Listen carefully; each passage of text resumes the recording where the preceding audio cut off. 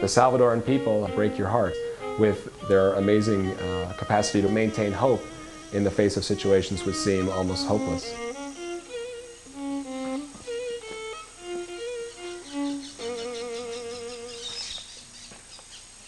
I do this work primarily out of political and moral reasons because of my moral repugnance at the vile role that our government had in conducting, paying for, and training the soldiers who were involved in the war here in El Salvador and the atrocities that they committed.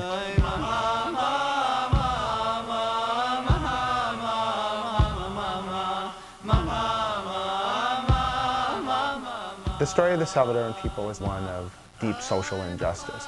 It really begins with the coming of the Spanish, and the Spanish initiated a hacienda system, creating slaves who would work these haciendas. The whole history is one of a process of marginalizing people, of pushing them off the land.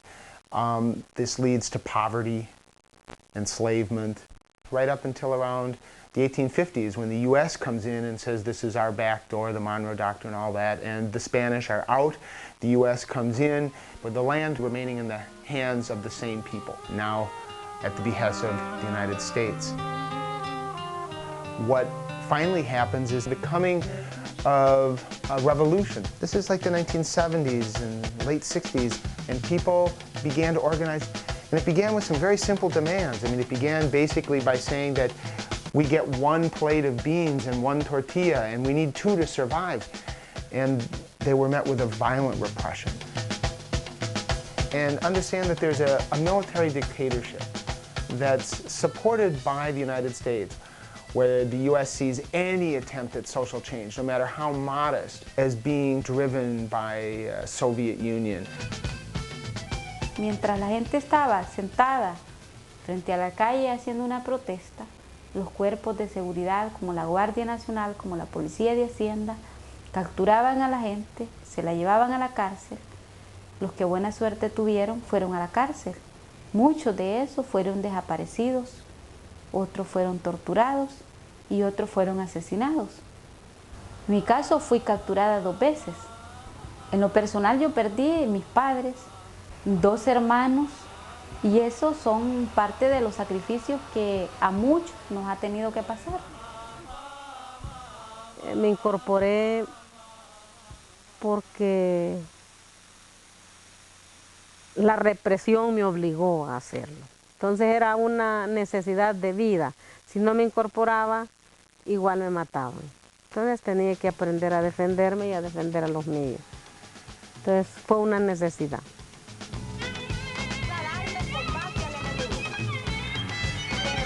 All this struggle eventually leads to a civil war beginning about 1979. And what complicates this, what really becomes a tragedy, is the election of Ronald Reagan.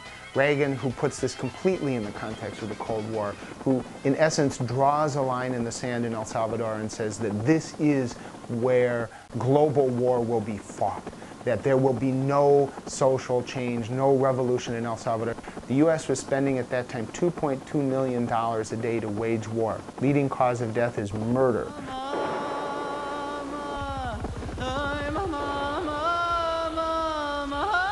O sea, la prueba mayor es la pérdida de los seres queridos. Esa es la dificultad mayor.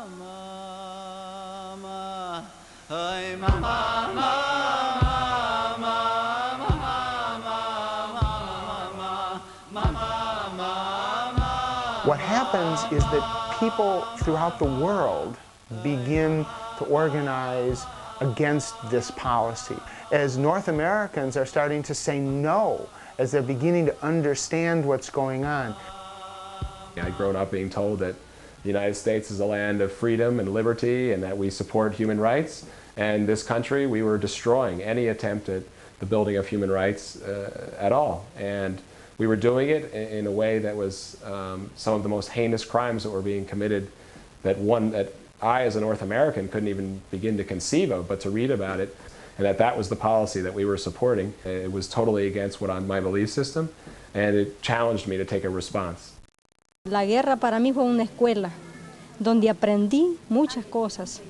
Aprendí a poder hablar con las personas, a que me entendieran y a entenderlas, a sentir lo que otro sufre.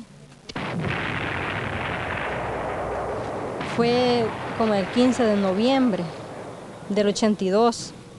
Para mí fue una experiencia grande y muy dura a la vez. Me dijeron a mí los compas, a tu cargo van, me dijeron, 800 personas de la población. Tienes que llevarlas a un lugar donde estén fuera de peligro del ejército. Y entonces yo dije, yo no conozco el camino, no tenía radio para comunicarme ni nada. Bueno, me fui. Nos atacaron porque los niños lloraban duro, desesperados de hambre, y lloraban. Entonces oyeron los gritos de los niños y se acercaron y nos encorralaron, nos dejaron así y comenzaron a dispararnos con ametralladoras, con fusiles, nos tiraban granadas. La gente gritaba y decía, hoy sí nos mataron, hoy sí ya no vamos a vivir. Y gritaban aquellos niños, papá, me matan. Yo le decía a la gente, caminemos, hay que tener fe que vamos a salir bien, pero no gritemos porque nos van a oír a dónde estamos.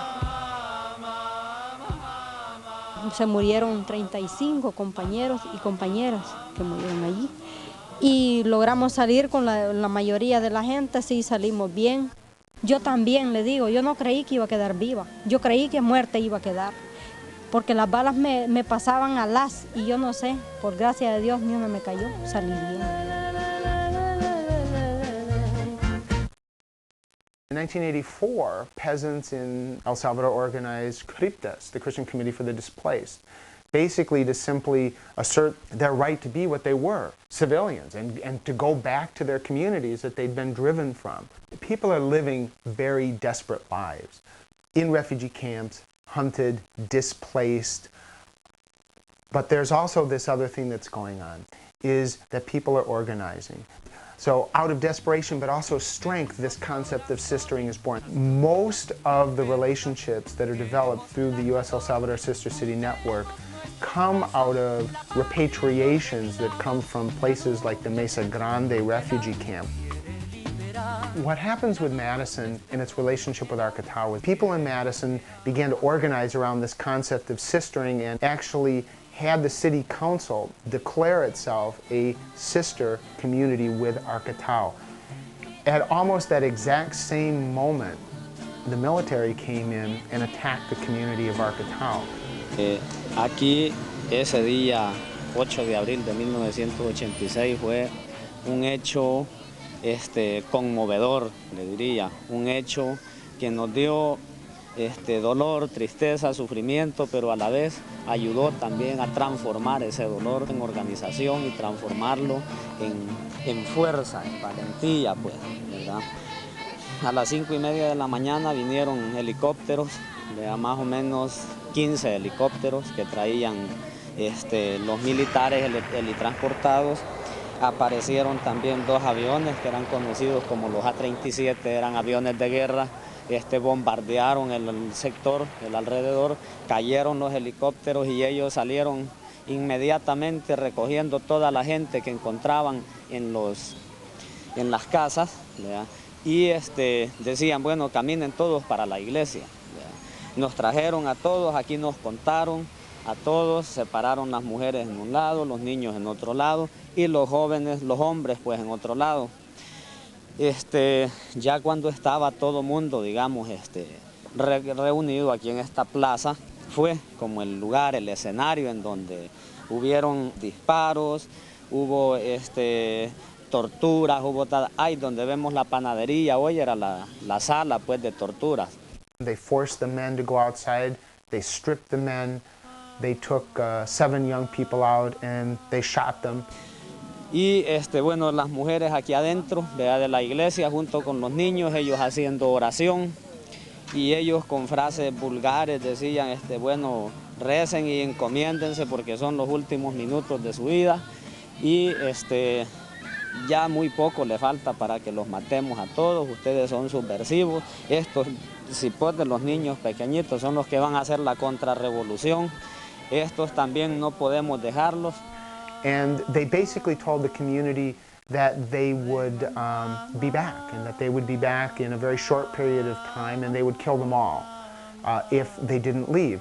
Todos estábamos muy tristes y muy decepcionados cuando nos llegó la noticia, pues, de que estaba, pues, el hermanamiento entre Madison y Arcatao. What happened at that moment is really quite incredible.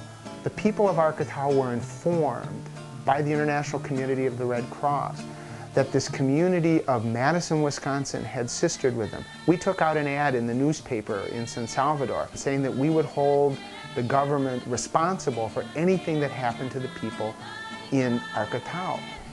And this incredible leap of faith takes place because the people of Arcatao have no concept of where Madison, Wisconsin is. This may as well be Mars. I mean, but it's something human. Understand that from their vantage point at that moment, they have no reason to believe that the military won't come back and kill them all. Then they have to make a decision. And incredibly, what they decide is to stay. And of course, the very first thing that we in Madison have to do is to send a delegation, to go to be with these people, to bear witness. The US State Department and the Salvadoran government said over and over that there were no civilians. There were only terrorists. And what we said was very simple. There are civilians, and we can prove that, we can document that, we are with them. Here are the photos. And that's the work that all the sister city projects did.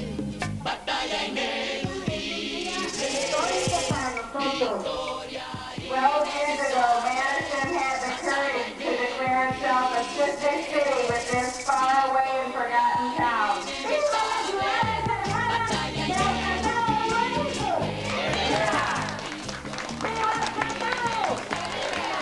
La hermanización personalmente para mí significa eso, unos hermanos de verdad. Los he sentido y lo he vivido. Y eso es lo más grande de los seres humanos. La más alta conquista no son las cosas materiales. Sí, cuentan, yo no estoy diciendo que no. Pero la más alta conquista del ser humano es tener un amigo de verdad.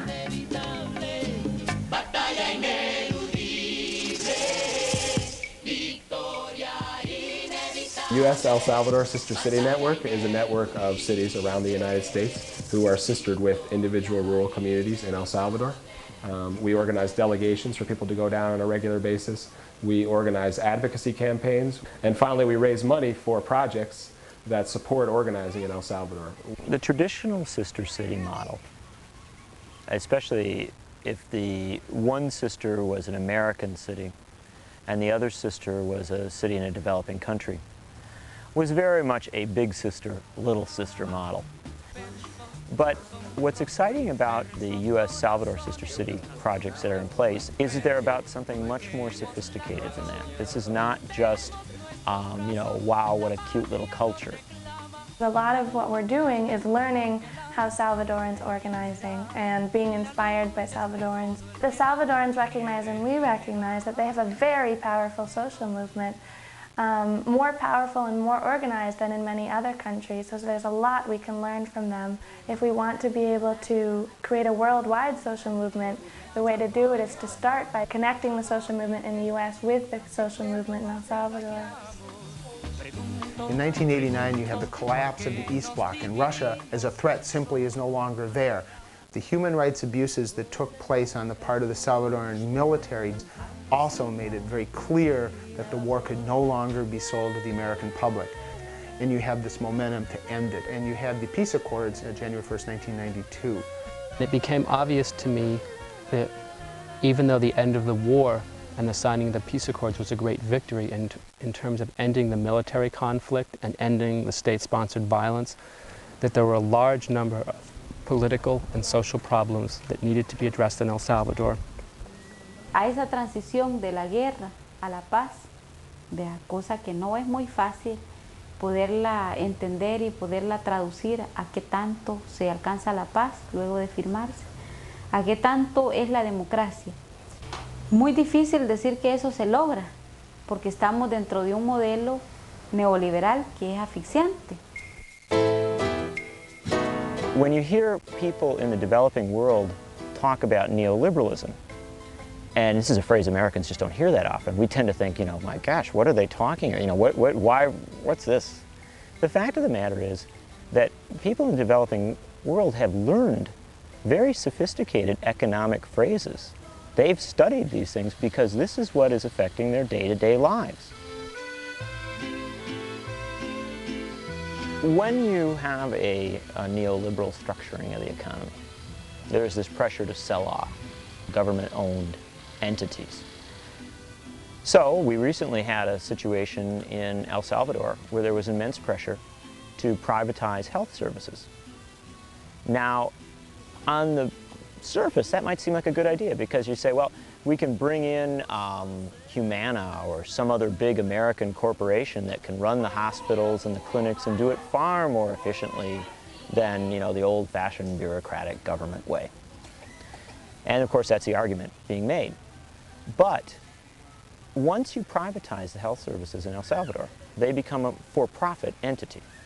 And the goal of that new privatized health service has to be to make a buck. Well, the best way to make a buck, I can guarantee you, is to close rural clinics.